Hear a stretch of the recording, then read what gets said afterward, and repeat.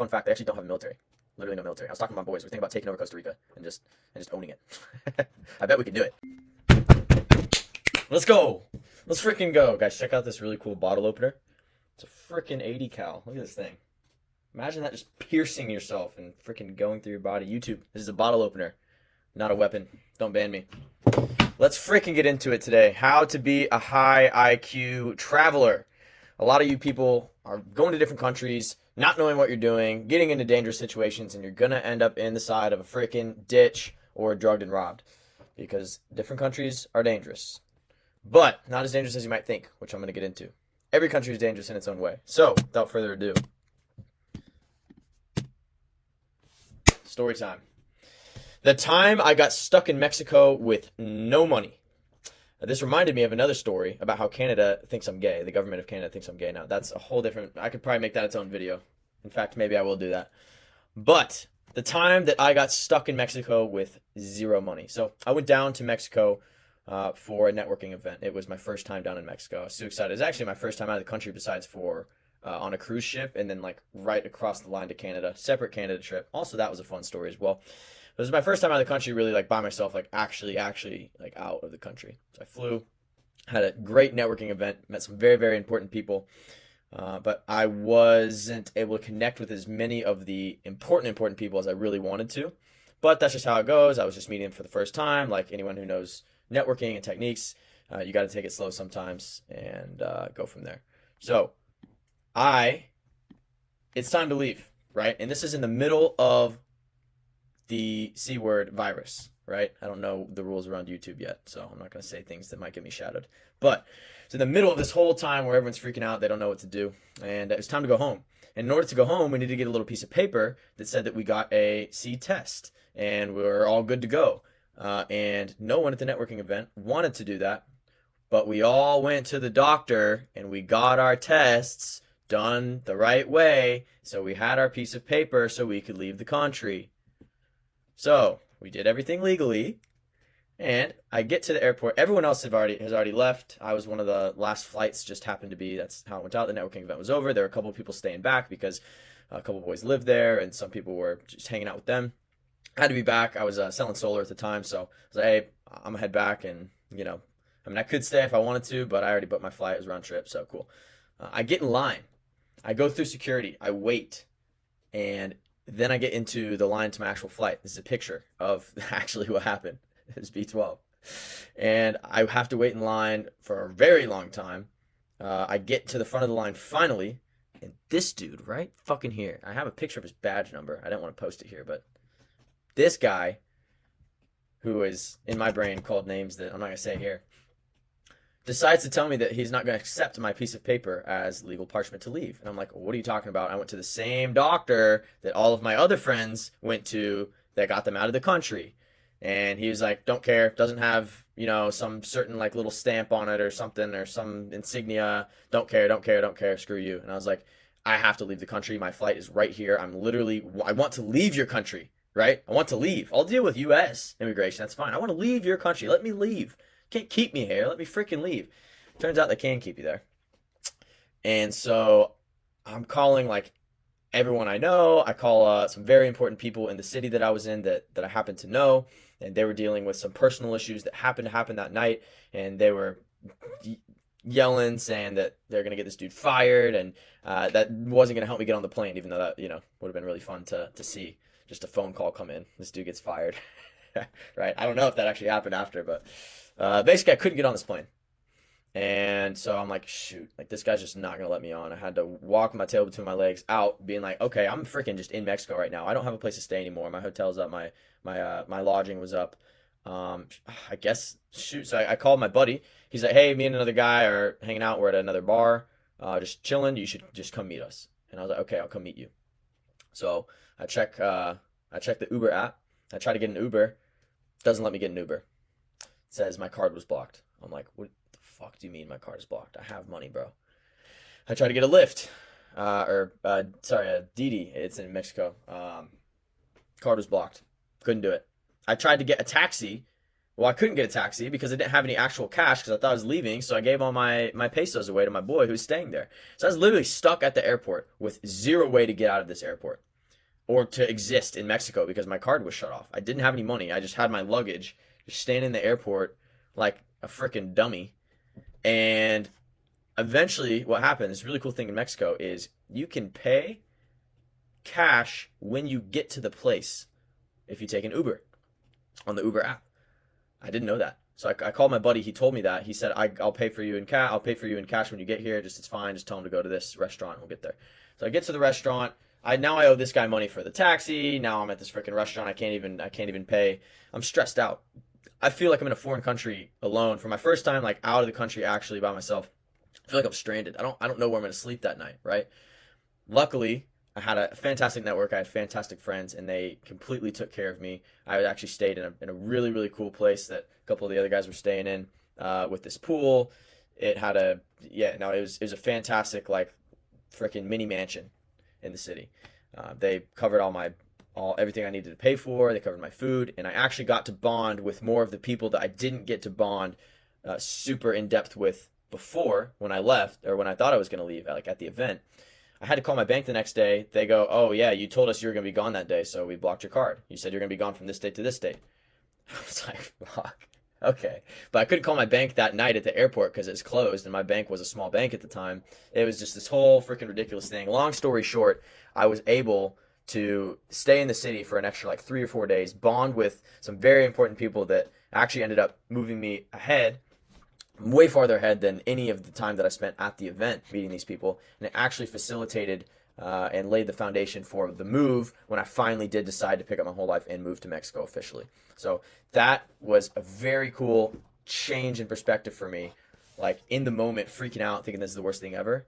But being able to step back and say, listen, I don't have a job I need to be at. I work on my own time in the solar industry, so I'm just going to hang out in this different country and I'll figure out money. I'm not going to die, right? I'm going to have a roof over my head and I'm going to be able to eat. And even if I'm not able to eat, like I can survive freaking like 2 weeks on that shit. So, it was a fun experience. It's definitely worth it. In hindsight, it was stressful at the time when I was stuck at the airport with no money. But about 4 days later, I was able to get a flight out and get back home. So, fantastic time in Mexico. This leads me to the point of this video, which is how to be a high IQ traveler. I was obviously not a high IQ traveler because I did not have any money and I didn't know how to get out of the country, even though everyone else got out of the country. And I was literally the only one who went to that same doctor that did not get to go out of the country and got just held back. It was actually ridiculous. I was actually pretty mad at that time, but I was more mad at just the situation and the rules that I had to follow. But to get into it, where to go if you're going to be a high IQ traveler. Okay, so you can go anywhere you want. But what I would recommend is go to dangerous places. I know it's ironic, I'm recommending that. But I actually would recommend to go to dangerous places. Not dangerous like the worst, most dangerous street in the city. But for instance, Mexico. Everyone in the U.S.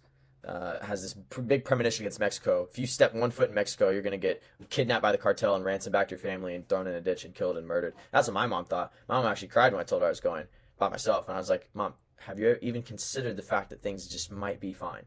Right? I'm going to be okay. But go into those environments where you have to kind of test yourself. Only if you're prepared, which this video will prepare you, but make sure that you're stepping outside of your comfort zone. You don't want to be in your comfort zone. It's not worth it if you travel from the mainland United States to Hawaii. I mean, yeah, that's a fun trip, but you don't get the same culture shock that forms your brain in a different way that you do when you go to these other countries, right?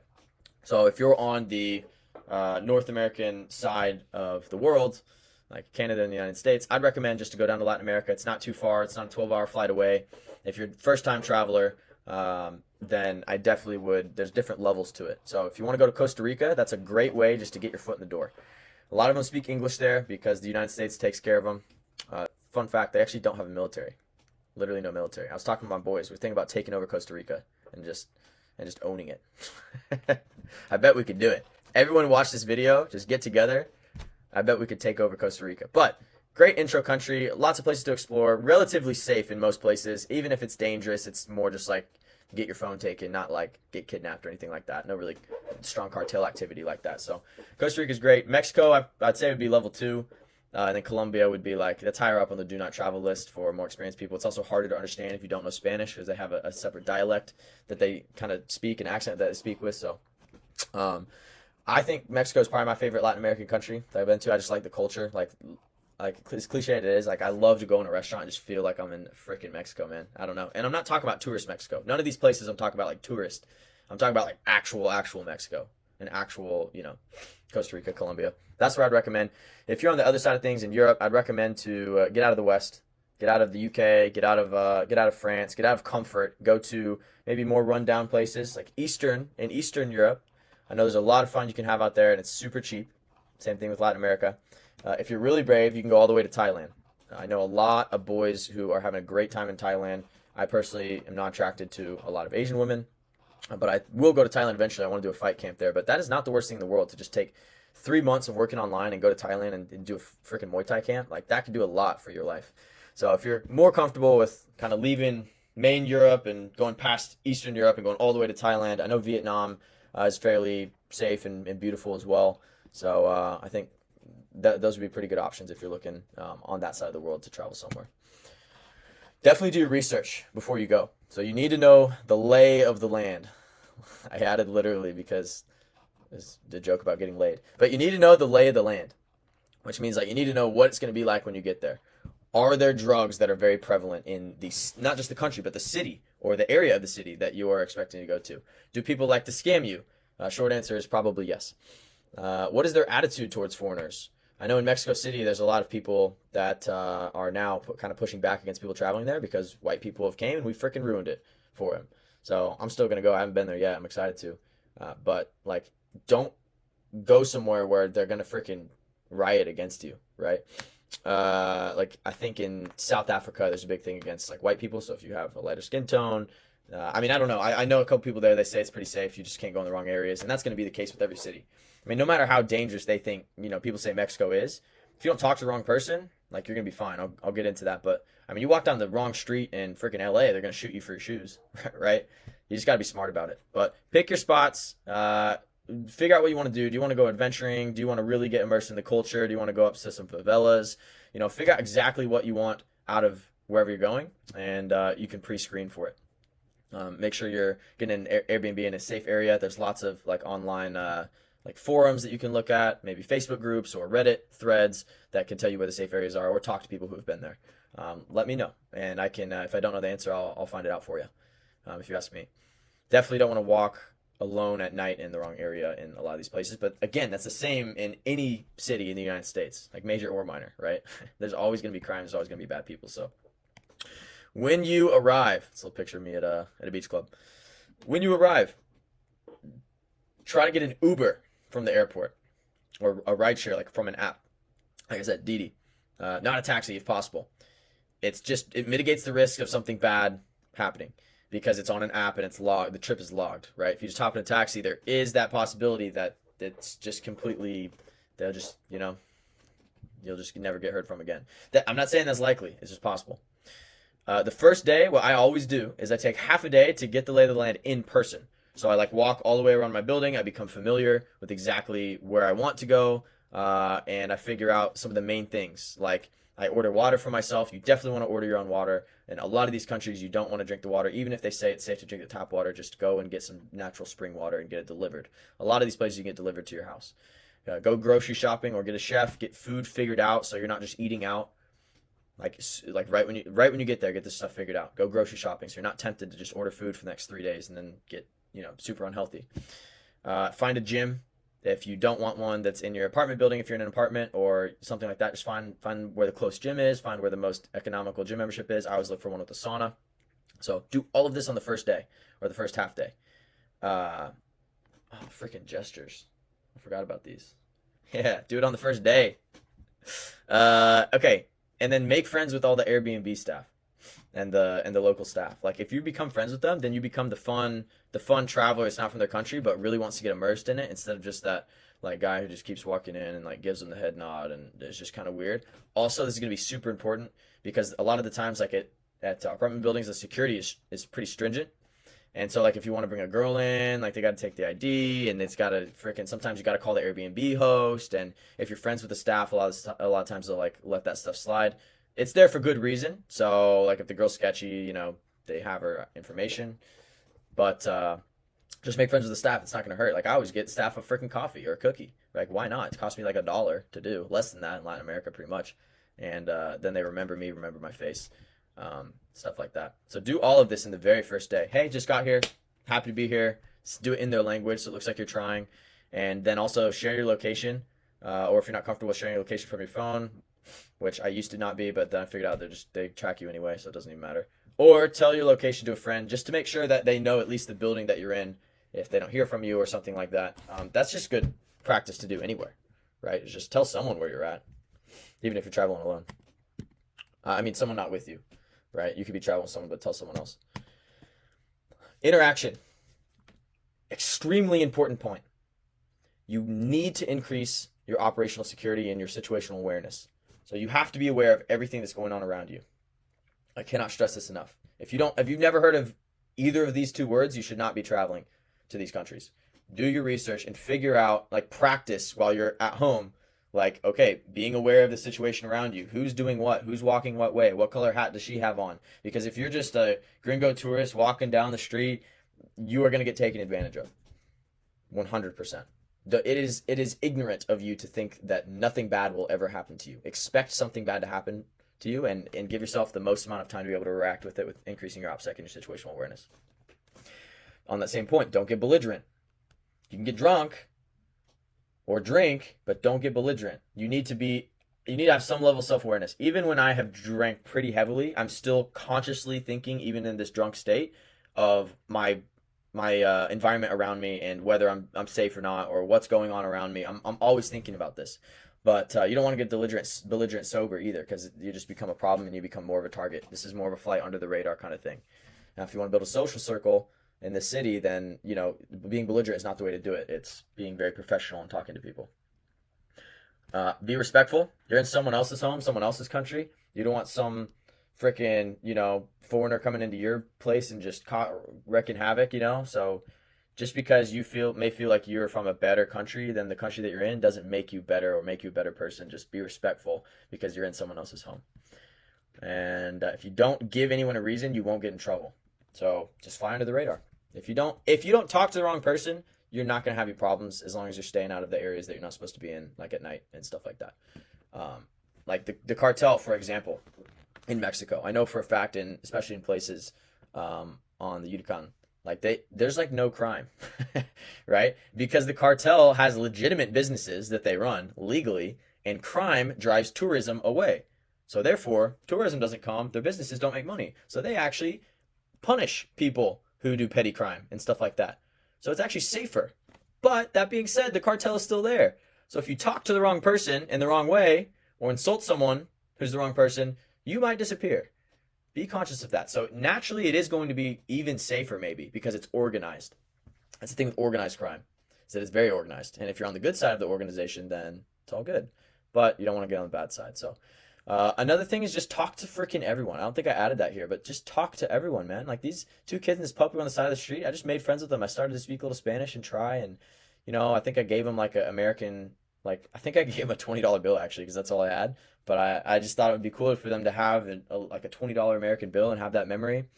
This is my boy Andre and our boy Matt hanging with this Costa Rican kid, just hanging out. Just talk to everyone. Try to use the language and interact with everyone that you can. I know I said fly under the radar, but it's a good thing if you're interacting with people. Just don't be a dick about it.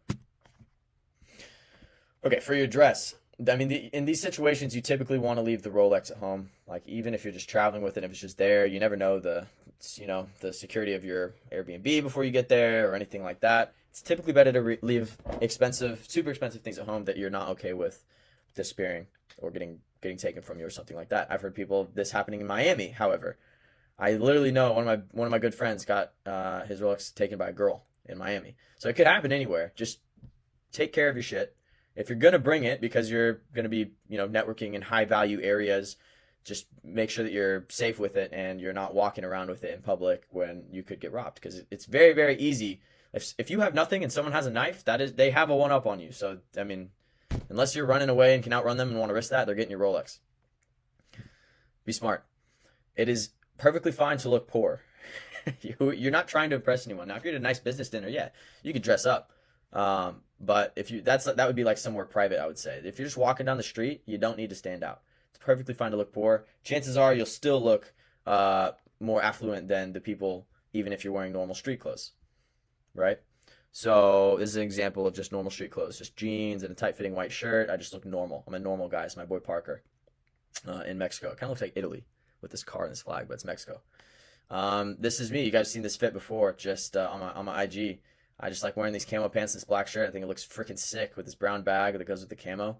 A couple items of jewelry here that's not worth a whole lot, right? These are just beads, basically, that I've just collected from different places. So I'm just hanging out. And this is a picture of me where I dressed up a little bit for a networking event I was at. I never actually posted this, so I thought I'd include it here. I've worn suits. I bring like one suit jacket with me as well, so if I need it, I can whip it out. But as a general rule of thumb, just don't be afraid just to dress like a normal person. You don't have to like fake it. It's just gonna attract attention to you. Even with the fake Rolex, like what's the point? What is the point? That being said, if you walk around with the fake Rolex, I mean, I'd much rather get that taken than a real Rolex. So that is the one scenario that I would actually recommend, or not be upset if someone had a fake Rolex. Don't try to fake it though. Don't be a faker. Be real. Be aware of the scamming. So I don't really know why I included these pictures, but it just kind of gives some context as to, actually this is kind of a nicer area, but yeah, these are all nice pictures. I don't know why I included these, but typically in areas like obviously this is a restaurant, they're not going to scam you, but like street vendors are going to try to scam you. It's just a societal norm. It's just like a norm that they have. They see a white person or someone from a foreign country and they think you have money just because of the media. So that's just how it is. Just like probably you think that they have less money than you, right?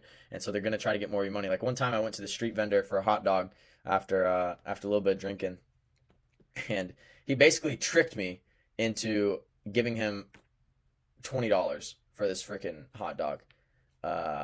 Not as in like I didn't know what was happening, but as in like he told me he would give me change, and then he said he wasn't gonna give me change, kind of a thing. So it was like it was a crazy. I was actually trying to talk to his son and maybe give him a freaking job online, but they just like the son couldn't keep up like just mentally with the conversation, and the dad freaking scammed me $20, and I walked away just like smiling, man. I was just like, whatever. They probably need it more than I do. Like they got me, I guess. Like I don't know. I didn't speak the language enough to be able to. I didn't want to cause a scene. It was just $20, so. The police will definitely do that, especially in Mexico. That's part of the freaking routine that they have. Is if they see that you're white and driving a car, they will pull you over and find something to pull you over for and tell you you will rot in a jail cell for the rest of your life unless you give them $10 or $50. Like I was in Tulum riding an ATV without a helmet, which apparently it's a law. You have to ride it with the helmet. The ATV rental place did not tell us that, but you have to ride with your helmet. It's literally a law on an ATV. On these back roads. I'm like, whatever. So they held me there. This is not the first time I've been pulled over by them, by the way, but they held me there for like an hour, and I didn't have any cash on me. So I had to like call my friends to try to get into the villa, but then we couldn't get in because someone else had the key, and they eventually just let me go. They were speaking English to me. They were like, "Yeah, we're gonna impound your vehicle, and you're gonna be fucked forever. Like you're going to jail, and but if you want to pay us like 50 or $100, like." We'll fire the paper. We'll do all the paperwork. Like it'll be fine. I'm like, yeah, I get it, but I didn't have the money, so they will try to do that. I call it the gringo tax. Just own it. You're in this country. You're white. You get treated nice everywhere you go because they want to impress you, probably because they want your money. But like restaurants, they treat you like freaking royalty most of the time. I freaking love going to Mexican restaurants, man. The staff at restaurants treat you super well. But yeah, I just call it the gringo tax, man. There's some good and there's some bad, and the bad is just you get fined sometimes. And that's just how it is. It's a lower standard of living anyway, so it's just money you would have spent in the US anyway. It's not a big deal. For women, be mindful. It's super important. Have fun, but be mindful that you might be talking to the wrong woman. And by the wrong woman, I mean someone else's woman. And you never know who that someone else might be. You never know if that someone else might be involved in some things that you don't want to be involved with. So if you're at a club and you're like, I'm going to pick the hottest chick in this entire club to go up to and talk to, and I'm going to be so bold and I'm just going to kiss her, you might be talking to the wrong woman. You might be talking to someone you don't want to talk to. So never be too touchy. Never be too aggressive. Be respectful. Be a G, but be a gentleman, right? A little something I came up with. I know you guys like it. Be a gentleman. Be respectful. Like, do your thing, Riz her up. But if she says she has a boyfriend, or if you think she has a boyfriend, then just freaking cut it. Like, you don't need this one specifically. There's plenty more if you go and look. So just be aware that that might be the case, and that anyone that you talk to might, even if she's not even like with him, but like they had a thing and then they broke up, and he sees this foreigner coming in and swooping and taking all the girls because he's a foreigner and he's already pissed. You never know what someone's gonna be like. So, just be aware of that, and also always expect to pay just for everything. Like, that's just how it is down there. It's not the West where it's 50-50. It's just, you're a man, you pay. If you don't want to do that, then you probably don't have enough money to travel. So just own it and expect. They might want to do something, but typically they don't even ask, because it's not a rude thing. It's just expected that you pay. This is just a stock picture. I wish this was a real picture, but it is a real picture, but it's not one that I took. So that's why I didn't block out her face. But yeah, talk to as many women as you can, as you want, except for just be aware that this might be the case. So that's pretty much it. I got some tips for you guys, even though all of these were technically tips, and all of them will freaking save your ass. But carry cash. These are some miscellaneous tips. Carry cash on you all the time. You never know who you want to tip, what you want to buy. If you want to buy freaking water on the street from this lady who just sells water out her freaking house, that's very common. So always carry cash. Maybe $100, something you're cool with losing, because that'll go a long way. Always over tip everyone. I'm not talking about like wait staff. I'm talking about like, do that too maybe, but I'm talking about like, go to the manager and just shake his hand and give him $20 and he'll remember you, right? Go to your Airbnb people and give them the cookies, or just like, don't be afraid to tip, because that is the best way to get people's attention. If you introduce yourself and then leave, they're not gonna remember you. If you introduce yourself, leave, come back, say, hey, I remember you. You're X name. Like, who is this guy? And then you slip them $20. Then they're gonna be like, oh, I remember this guy now. So always carry cash. Plus, they might have a janky card reader. You're just not in your own country, right? You're not where your own bank is, so you might need it. If you need a taxi, last second, you can get almost anything delivered in these countries. So there's like apps, like Didi's one of them, like Uber Eats, obviously for food, but like they have a very big motorcycle culture. So people will just deliver you things. You can literally go on these apps and just say, I want a toothbrush, and they'll deliver it to your house. You can say, I want this water, the spring water. They'll deliver it to your house. It doesn't have to be from a restaurant like Amazon or Walmart. You can just order it from anything, from a gas station, anything from pretty much any store. You can get them to literally go shopping for you. And I don't know why that's not a mainstream thing inside the U.S. yet, but take advantage of that. Talk to everyone. I went over that on the other slide. Even if you're not fluent, just stumble it out. You'll learn. That's how you learn, actually. Explore everything. Just go and freaking find out. Just go freaking find out what's up with that venue, what's up with that restaurant. You see a cool place, just walk inside. What's it going to hurt? Like 3 minutes of your time? Walk inside, check it out. Maybe order a beer, sit there for a minute. Just observe, people watch. It's cool. Try all the food. Even if you think you might not like it. I know a lot of people don't like seafood. If you go to Peru, specifically Lima, it has literally the best seafood in the world. Like, it's known for this. So like, just try the seafood, even if you don't like seafood. I don't like seafood from like the middle of the United States, because where are you flying that in from? It's fresh, okay, but like, they prepare it very well. So try all the food in all the places, and you start to get taste for these different cultures, and your brain starts to open up, and you see how people live, and you're talking to everyone, and some people are worse off than you, but they have a better mindset than you, and it starts to shift the way that you think. So try all the food, talk to all the people, try all the women, like, just talk to them all, get their Instagrams, like, just have a conversation. Even if you don't think they're super attractive, just like, keep the practice up. It'll be easy, because you're basically, if you're white, at least in a country like this, then you're kind of playing on easy mode. So just use that to get the reps in, and then you'll always have that skill forever. Just talk to all the men, talk to all the women, do all of the things. That is my motto in life. Do all of the things. I think I came up with that. I don't think anyone told me that. Just do all the things, man. Freaking go explore. Go climb that tree. Go explore that mountain. Go stand next to that mariachi band. Go to that wonder of the world. It took me 3 trips down here to actually go to this place, because it was like an hour or 2 out, and I had to rent a car. It's a big deal, but it's like, just do it, man. Just freaking, yeah, I could have stayed in and worked, but just do all the things. Just try everything. Live life and document it too, because You know, people say like if you document it, you miss the moment, which I do agree with. Um, Moments are typically better if you're not worrying about documenting it, but you're living life and you're gonna want to look back at this stuff, even if you're not gonna post it. Like it's cool to gain perspective on this stuff, especially if you're in places that you're not usually in. So if you're just there for like a week or a month and then you're gone, you're gonna want to look back at that stuff because you don't think about it when you're in the moment because you're there. But I'd recommend to document it. So smile, take it all in, be happy that you're just in this different country, learning about this different culture, having this crazy life that you're living. And it's really, really cool when you think about it that we live in a time where we can travel from a plane and basically transport to any country we want to be in. Like imagine our grandparents even, that planes weren't very mainstream. Like if you were going to take a flight somewhere, like it was pretty expensive, pretty high class. You could go to a handful of cities. It's not like you could go to any city in the world you wanted to go to like you can now.